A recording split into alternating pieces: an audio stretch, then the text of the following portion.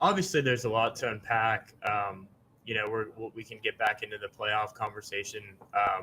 One thing I will kind of play devil's advocate on with the fact that Alabama didn't get into playoff last year, I feel like it's a little bit ridiculous to still. I mean, you can be upset about it, but I feel like we should kind of be moving on at this point and not still be thinking about like last year. I was very surprised last year when Saban came on and basically pleaded his case. I think it was in the SEC championship game, if I'm correct. So I thought that was a bit odd. Some of what Saban said I agree with, but I don't think we should still be kind of thinking about last year. And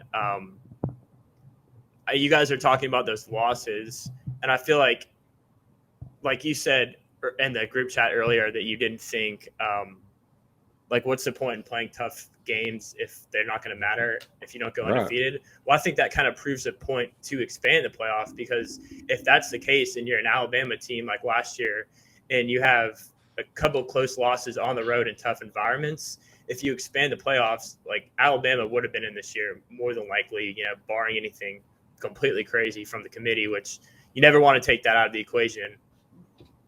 Yeah, but see, that goes back to me. That brings you to the point of when we started the playoff. What was their big selling point? It's the four best teams. Best teams. That's what they.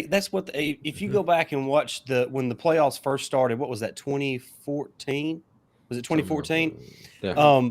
Before the season started, I mean, there was commercial after commercial, and it was all centered around getting the four best teams in the playoff. So if when you expand the playoffs, then you're just watering down the competition. So it kind of goes back to, like I said, like I mentioned in the group chat, and this goes all the way back to what Coach Saban has been talking about as far as the 9-game SEC schedule and the competitive balance. What is the point of playing a murderer's row worth of games every single season when you're playing when a team that is playing a completely different schedule? I'm not just talking about within the SEC. I'm talking about across college football.